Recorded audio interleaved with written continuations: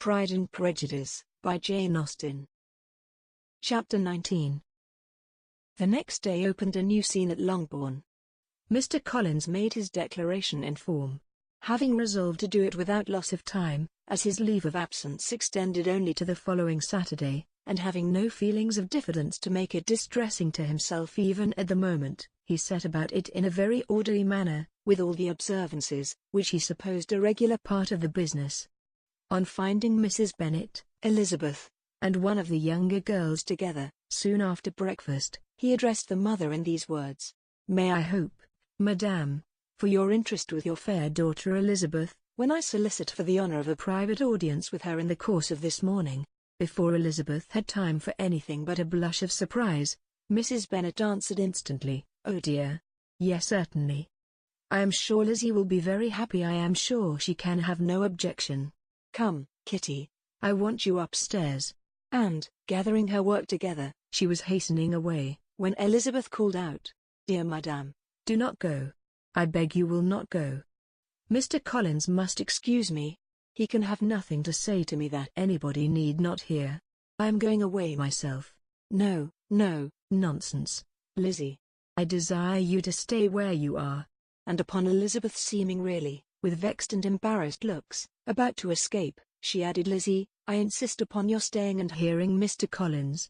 Elizabeth would not oppose such an injunction, and a moment's consideration making her also sensible that it would be wisest to get it over as soon and as quietly as possible, she sat down again and tried to conceal, by incessant employment, the feelings which were divided between distress and diversion.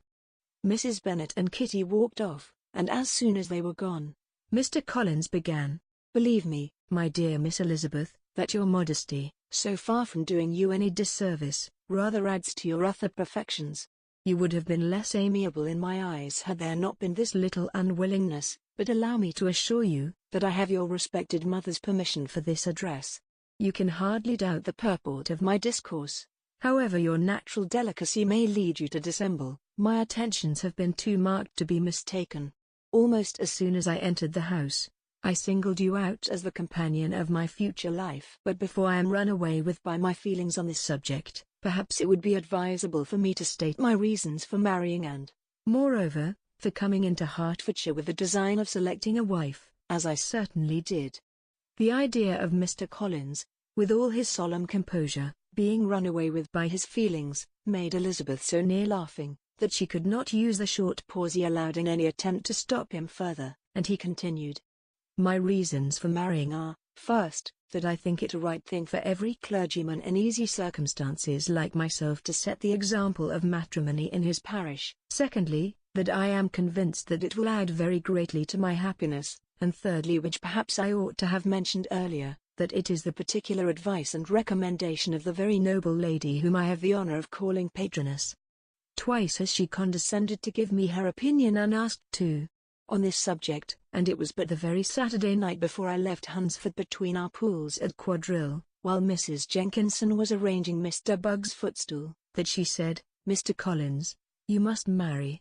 A clergyman like you must marry. Choose properly, choose a gentlewoman for my sake, and for your own. Let her be an active, useful sort of person, not brought up high, but able to make a small income go a good way.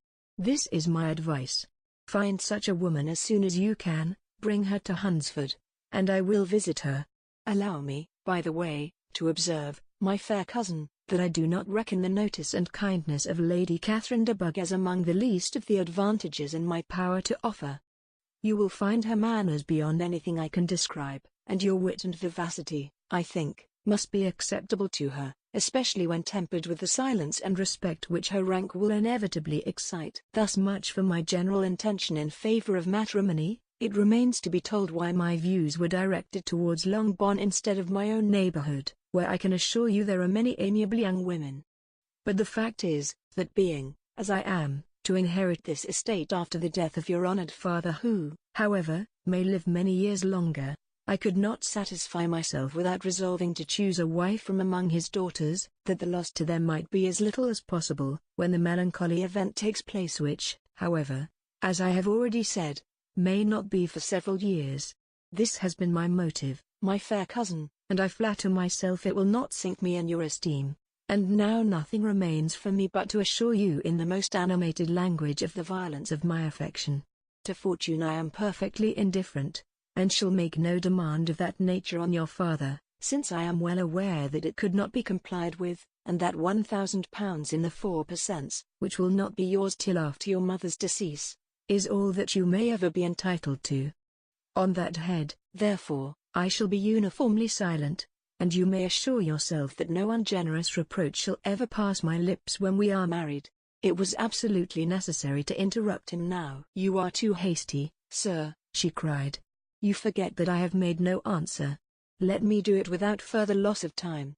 Accept my thanks for the compliment you are paying me.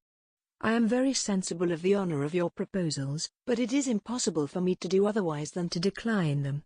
"I am not now to learn," replied Mr. Collins, with a formal wave of the hand, "that it is usual with young ladies to reject the addresses of the man whom they secretly mean to accept, when he first applies for their favor, and that sometimes the refusal is repeated a second, or even a third time.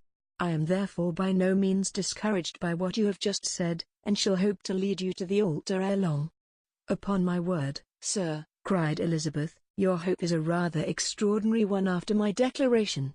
I do assure you that I am not one of those young ladies, if such young ladies there are, who are so daring as to risk their happiness on the chance of being asked a second time. I am perfectly serious in my refusal. You could not make me happy, and I am convinced that I am the last woman in the world who could make you so. Nay, were your friend Lady Catherine to know me, I am persuaded she would find me in every respect ill qualified for the situation." "Were it certain that Lady Catherine would think so," said Mr. Collins very gravely, "but I cannot imagine that her ladyship would at all disapprove of you. And you may be certain when I have the honor of seeing her again, I shall speak in the very highest terms of your modesty, economy, and other amiable qualification. Indeed, Mr. Collins, all praise of me will be unnecessary. You must give me leave to judge for myself, and pay me the compliment of believing what I say. I wish you very happy and very rich, and by refusing your hand, do all in my power to prevent your being otherwise. In making me the offer, you must have satisfied the delicacy of your feelings with regard to my family, and may take possession of Longbourn estate whenever it falls, without any self-reproach. This matter may be considered, therefore, as finally settled." And rising as she thus spoke, she would have quitted the room, had Mr. Collins not thus addressed her: "When I do myself the honor of speaking to you next on the subject, I shall hope to receive a more favorable answer than you have now given me, though I am far from accusing you of cruelty at present, because I know it to be the established custom of your sex to reject a man on the first application, and perhaps you have even now said as much to encourage my suit as would be consistent with the true delicacy of the female character." "Really, Mr. Collins," cried Elizabeth with some warmth, "you puzzle me exceedingly. If what I have hitherto said can appear to you in the form of encouragement, I know not how to express my refusal in such a way as to convince you of its being one. You must give me leave to flatter myself, my dear cousin, that your refusal of my addresses is merely words of course. My reasons for believing it are briefly these: it does not appear to me that my hand is unworthy of your acceptance, or that the establishment I can offer would be any other than highly desirable. My situation in life, my connections with the family of de Bug, and my relationship to your own, are circumstances highly in my favor, and you should take it into further consideration, that in spite of your manifold attractions, it is by no means certain that another offer of marriage may ever be made you. Your portion is unhappily so small that it will in all likelihood undo the effects of your loveliness and amiable qualifications. As I must therefore conclude that you are not serious in your rejection of me, I shall choose to attribute it to your wish of increasing my love by suspense, according to the usual practice of elegant females. I do assure you, sir, that I have no pretensions whatever to that kind of elegance which consists in tormenting a respectable man. I would rather be paid the compliment of being believed sincere. I thank you again and again for the honor you have done me in your proposals, but to accept them is absolutely impossible. My feelings in every respect forbid it. Can I speak plainer? Do not consider me now as an elegant female, intending to plague you, but as a rational creature, speaking the truth from her heart. You are uniformly charming," cried he, with an air of awkward gallantry, and I am persuaded that when sanctioned by the express authority of both your excellent parents, my proposals will not fail of being acceptable."